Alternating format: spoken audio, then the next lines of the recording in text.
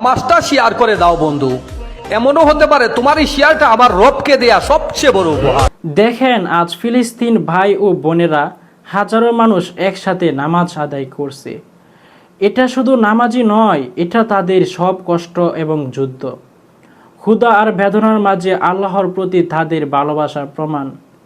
তাদের সময় খুবই কঠিন, তাদের ঘরবাড়ি ধ্বংস করা হয়, শিশুদের শহীদ করা হয়, তারা ঠিকমতো খাবার পানি পায় না, তবুও তারা দাঁড়িয়ে যায় কেবলার দিকে।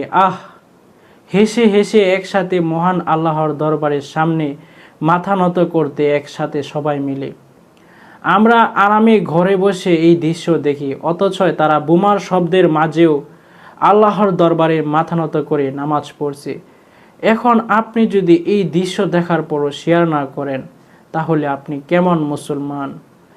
আপনার এই শেয়ারে হয়তো এই নামাজের গুরুত্ব কেউ বুঝবে, কারো হৃদয়ে জাগবে ঈমান। একটা মাত্র শেয়ারে আপনি হয়ে যেতে পারেন হাজারো নেকির ভাগীদার।